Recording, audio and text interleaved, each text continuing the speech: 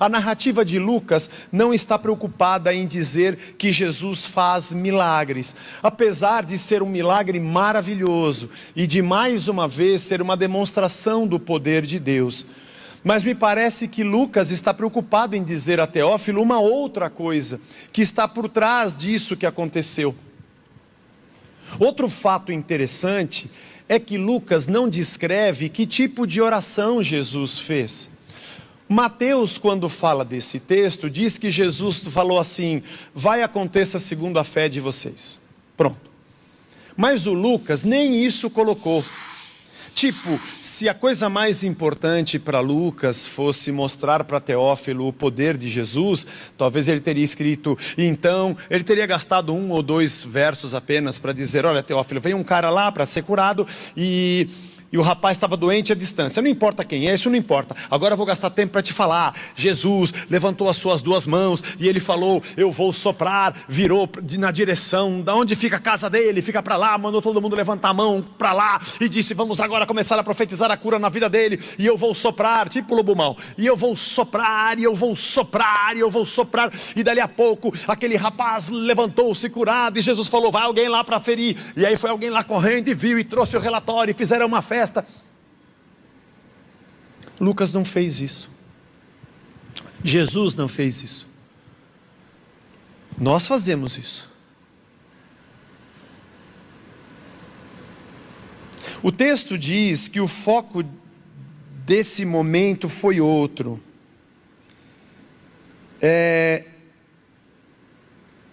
A humildade e a submissão daquele centurião romano causou espanto em Jesus. Veja, aqui está um centurião romano e nos capítulos anteriores os religiosos judeus. Jesus está no meio de 2 histórias, uma onde ele vem pregando nas sinagogas e vem sendo perseguido sistematicamente pela religião judaica, por conta do sábado, de quem colhe espigas, do perdão dos pecados, do seu discurso de amor, do seu reino sem pátria, do desmontar dessas oligarquias religiosas. Quando Jesus vem com o seu discurso, é onde ele abraça todo aquele que crê, os religiosos estão batendo contra. Quando ele cura o paralítico, quando ele cura o leproso, eles estão batendo contra. João capítulo 1 diz que Jesus veio para os que eram seus, e os que eram seus não o receberam, mas todos quantos o receberam, deu-lhes a autoridade e o poder de serem feitos filhos de Deus, a saber, os que creem no seu nome. Ele veio para os que eram seus, mas os seus não receberam. Ainda existem muitos dos que são seus que não estão recebendo. Mas aqui estamos falando de um centurião romano. Roma subjugava o restante, o pouco que havia sobrado de Judá, nem de Israel podemos dizer. O que havia sobrado do reino de Judá, um pouco de Jerusalém, o pouco que sobrou daquele Israel perseguido pela Síria e depois pela Babilônia, e destruído Jerusalém, o pouco que sobrou, quem dominavam eram os romanos. E o templo que eles frequentavam, em 46 anos, foi reformado por Herodes. Para poder fazer um meio campo com os religiosos. E ali era o grande lugar do comércio dos religiosos. Então o poder vigente se atrelou à religião judaica. Os mais ortodoxos não gostavam do templo, porque ele fugiu da planta de Davi, que Deus deu a Davi e Salomão construiu. E ainda tinha a fortaleza Antônia dentro do pátio, onde ficavam soldados romanos, e muitos judeus não gostavam, porque era um lugar santo para ter os ímpios ali, e os gentios ali, ainda mais com as suas armas. Mas Roma permitia o câmbio, lembra-se? A gente vai chegar lá depois. O câmbio das moedas, porque havia uma moeda especial no templo. O templo era um comércio que o romano permitia que o judeu tivesse, tá bom? E por isso ele escolhia o sumo sacerdote, restaurou o templo. Então havia um acordo de relacionamento. Havia um reino estabelecido. Os saduceus, que governavam o templo, que indicavam para Roma o sacerdote para ser escolhido, que tinham o maior número de assentos no sinédrio, os fariseus, que tinham bem poucos assentos no sinédrio, mas dominavam as sinagogas, mas não tinham direito de indicar o sacerdote. Cada um tinha a sua força, a sua posição dentro dessa cultura civil, religiosa, política, todos debaixo de Roma, e os romanos eram, na verdade, os opressores. Na questão dos religiosos, os romanos eram amiguinhos. Eu deixo vocês explorarem do jeito que vocês querem e vocês permitem que eu explore do jeito que eu quero. Assim se mantinha a famosa Pax Romana. A paz era mantida, entre aspas, mas o povo sempre viveu oprimido. Olhar para um romano era sempre um inimigo e que está aqui para cobrar o meu imposto, para impedir que eu tenha o meu rei, o meu exército, a minha língua e a minha vida como nação. Não havia nação nessa época. O que havia era um império subjugando os judeus. A história nos conta que os sicários eram aqueles que viviam com adagas e andavam sempre fugitivos e que matavam soldados romanos nos becos e nas vielas à noite. Eles iam atacando e iam matando. Eram como uma guerrilha e sempre eram procurados para crucificação. Os zelotes também eram contra os romanos, mas não tinham esse tipo de ação dia a dia de ir assassinando romanos dentro do seu território, o que era uma tentativa que não teria eficácia. Por mais que você matasse, o número do exército romano era infinito perto da força do sinédrio, que tinha os poucos soldados da religião judaica. E a verdade é que os zelotes, eles alimentavam a ideia de uma revolução, o que veio a acontecer no ano 70.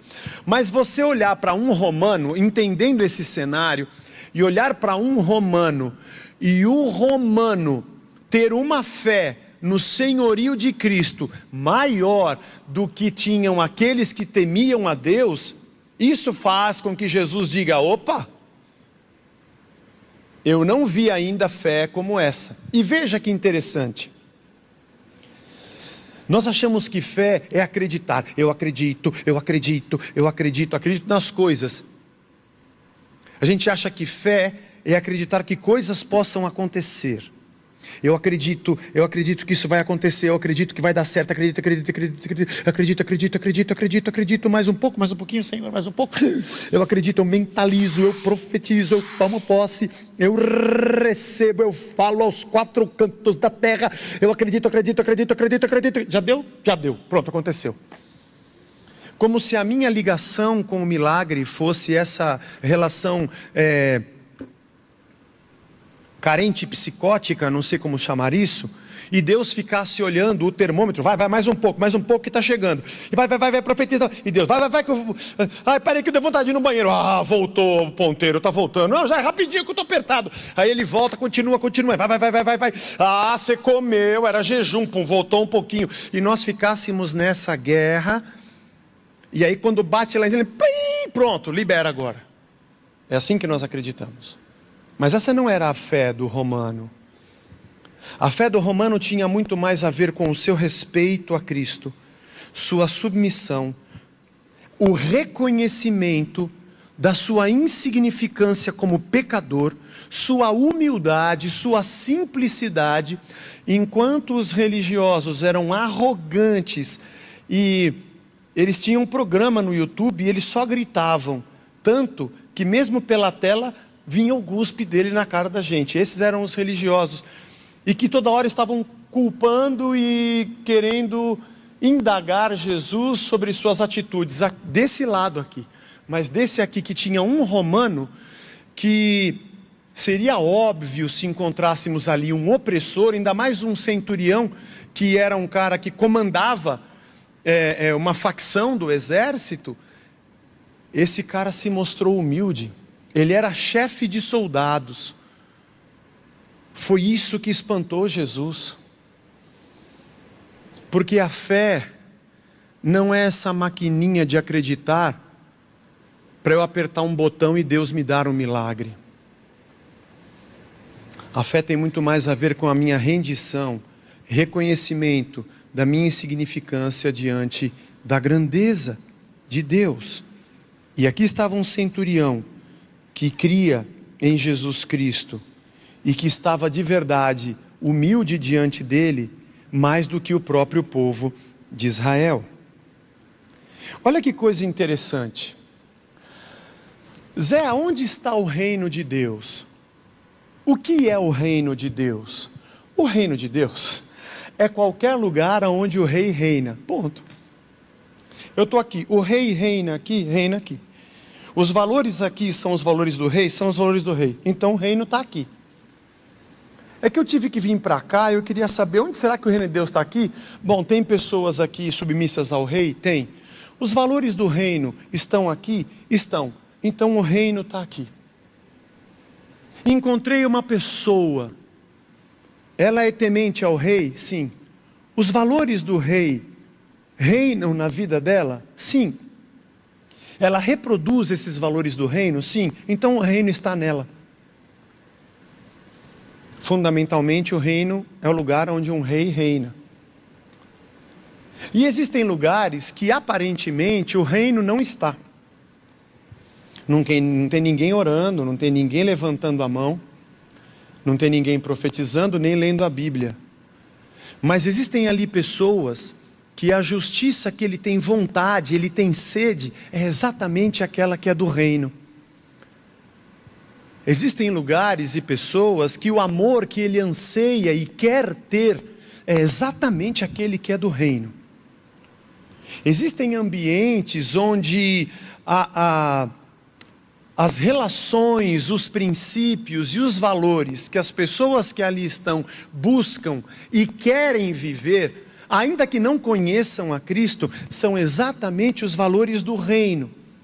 É bem possível você chegar ali e dizer: rapaz, isso que vocês esperam, buscam, procuram e reproduzem, vocês não sabem. Isso aqui é reino de Deus. Jesus disse isso e aquilo. E essas pessoas imediatamente dizem: rapaz, é isso que a gente sempre quis. E mesmo que aparentemente ali não esteja o reino, mesmo que religiosamente não se faça a prática ritualística da religião, você encontra ali sinais do reino. Quando Jesus ouviu o que aquele centurião havia dito, naquele lugar tinha mais reino de Deus do que entre o seu povo, dentro da sinagoga e do templo. Você entende isso? Vamos aos detalhes. Um centurião que é chefe de uma guarnição de soldados e tem uma posição alta dentro de um império que oprime os judeus, e que diz no texto, ele manda, você vai para lá, você vem para cá, ele que dá as autorizações. Ele tem um servo, o servo desse centurião, eu vou até olhar aqui o texto em grego diz o doulos. Doulos é o escravo, é a mais baixa posição de um ser humano naquela sociedade. Você tem empregados, você tem mercenários que trabalham por dinheiro, garoto de recado, tem vários tipos de palavras no grego que significam servo, mas a palavra doulos é aquele que é o mais baixo de todos na sociedade. Ele é escravo, alguém o tem, ele pertence a alguém, ele é um objeto de trabalho. Diz o texto que esse centurião tinha um doulos, tinha um escravo, mas ele amava o seu escravo. Isso aqui é um sinal do reino de Deus. Não é normal, não é normal. Não é normal vindo de um centurião, não é normal vindo de um romano, não é normal para quem tinha comprado um escravo e era uma propriedade, um objeto de uso. E esse centurião estava preocupado com o seu escravo, que na sociedade não valia nada. Olha o dente, olha o músculo e vê se custa mais ou menos. Não tinha voz, não tinha direito a nada, não tinha propriedade, ele era um objeto.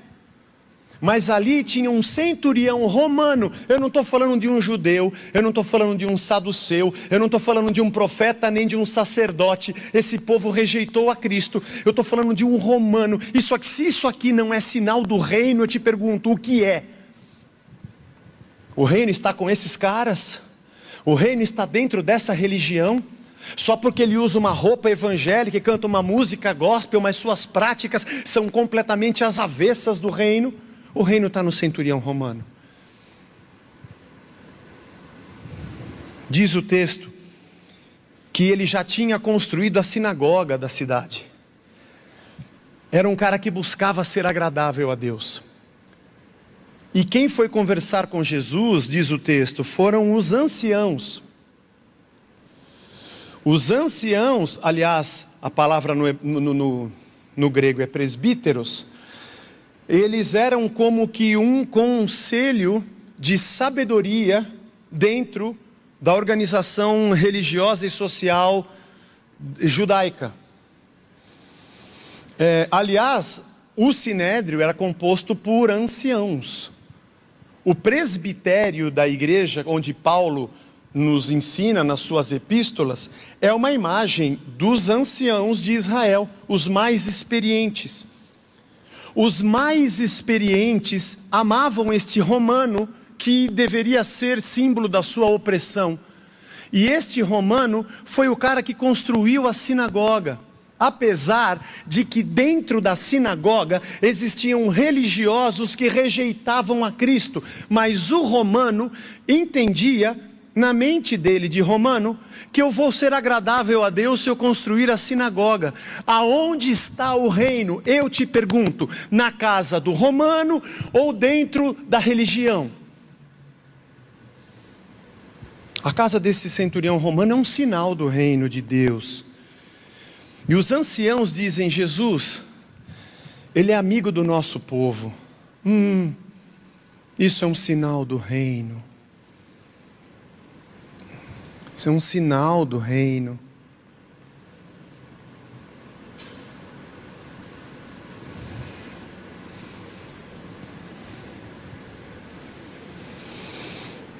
Eu preciso respirar para não falar demais. Mas eu preciso pensar para não falar de menos. O povo, o rebanho, as ovelhas. Pedro, você me ama? Sim, Senhor, eu te amo. Então apacenta as minhas ovelhas, cuida do meu povo. Os religiosos tinham uma estrutura: templo, sábado, sacerdócio, sacrifício, sinagoga, lei e comando. Poderes paralelos que oprimiam o povo. Com os mandamentos, com a obrigatoriedade das ofertas e sacrifícios e com o peso do cumprimento estrito da lei, ainda que absurdamente fosse detectado uma posição antagônica ao amor de Deus. Mas a religião, ela é assim. Ela constrói castas, lideranças e poderes que são potestades, são diabos,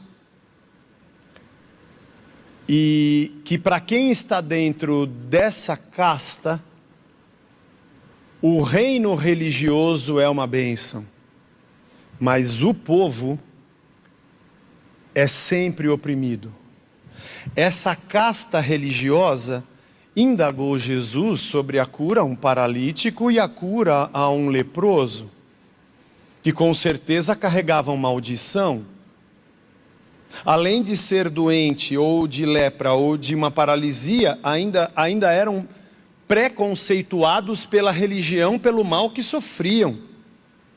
Isso não diz respeito a uma liderança que ama o povo. Ele está mais preocupado em cumprir regras e manter o seu status do que com o bem-estar do povo. Porque povo é assim, a gente faz propaganda na televisão e na rádio, e quem vai embora pela porta do fundo, entra mais um monte de gente pela porta da frente, e a roda da religião continua rodando, triturando pessoas enquanto ela mantém a casta. Mas o texto diz que este centurião romano era amigo do povo. Isso é um sinal muito forte do reino de Deus, ainda que a religião não estivesse ali. A religião não estava ali, mas o reino estava florescendo ali. Outra coisa interessante é que Jesus vai, e antes de chegar na casa, o centurião enviou seus amigos, que disseram, para. Eu trouxe uma mensagem do centurião, pode falar. Senhor, eu não sou digno que o Senhor entre na minha casa, por isso eu nem fui aí fora. Primeiro, um centurião romano falar para um judeu da Galileia dos gentios, se referir a ele como Kyrios, pelo menos na minha versão, eu tenho a 4ª edição do Novo Testamento grego, está em letra maiúscula. Kyrios, Senhor. A religião não chamou Jesus de Senhor porque ele colhia espigas no sábado e disse que ele não era Deus para ter poder de perdoar pecados. E o romano chama um judeu da Galileia dos gentios, que nem era de Jerusalém, de Senhor. Absolutamente, fé não é acreditar em coisas impossíveis. Fé é acreditar que o Filho de Deus é Senhor.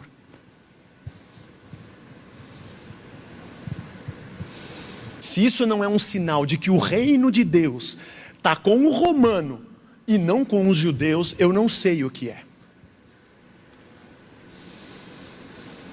E o interessante é que ele manda um recado pelos seus amigos e disse, olha, eu sou centurião romano. E eu não sou digno que o Senhor entre na minha casa.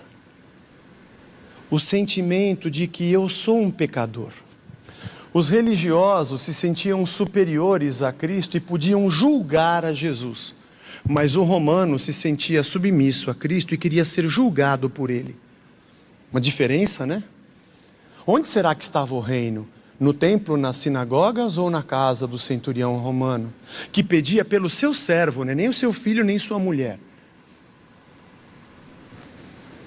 Pelo seu escravo que ele comprou, era só um objeto. Mas eu sei que eu, quando digo para os meus soldados, vai para lá, ele vai, vem para cá, ele vem, eu tenho a minha autoridade. Eu imagino que o Senhor tenha uma muito maior do que a minha. E se o Senhor falar alguma coisa aí, o meu servo já vai ser curado aqui, e o Senhor não vai ter nem que passar por essa insatisfação de ter que entrar na casa de um romano. Os judeus não queriam Jesus Os judeus não queriam Jesus dentro da sinagoga e do templo, porque Jesus estragava a religião e o comércio deles, porque eles eram superiores ao que Cristo pregava. O romano também não queria que ele entrasse, mas é porque ele se sentia um pecador, não merecedor. Porque tu és grande e eu não sou nada. Aonde está o reino de Deus? Pelo amor de Deus, você que me assiste. Você fica preocupado se o fulano está ouvindo a música gospel ou a música do mundo. Zé, pode ouvir música do mundo? Não, só pode ouvir música de Marte, Saturno, Plutão, da Lua. Vamos ver se tem algum extraterrestre que cante uma música fora. Para com essa idiotice. Porque se você tem o Espírito de Deus, você automaticamente percebe que Deus não se preocupa com rituais, religiões e templos feitos por mãos humanas, mas corações. Você deveria deixar de ser evangélico e mergulhar no Evangelho. Você deveria deixar de ser israelita para ser de Jesus Cristo. Eles vão querer a tua caveira porque você está sentado com pecadores e conversando com um centurião romano. Dane-se. Eu quero estar onde o reino reina e não onde a religião visivelmente e aparentemente demonstra a Deus.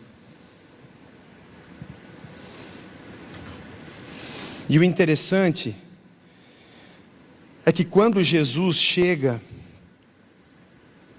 o reino humano é subvertido. A chegada de Cristo põe uma bagunça na terra. Assim, era os religiosos que tinham que mandar no povo, e era aqueles que interpretavam a lei, que comandavam, e os saduceus tinham os conchavos com César, e os centuriões romanos mantinham pela força os seus soldados, a paz no império e o comando do reino. Aí chega Jesus Cristo com o seu reino, e o Nicodemos vem, e era um doutor da lei, e quer conhecer Cristo, e o cara que comprava escravos está preocupado com o seu amigo, que não é um escravo, é um amigo. Ele se entrega a Cristo, ele constrói uma sinagoga, ele ama o povo. Parece que Jesus, o reino de Deus, faz uma bagunça e subverte essa ideia pecaminosa, nojenta, do poder religioso ligado ao poder do Estado e da força bélica e política das nações.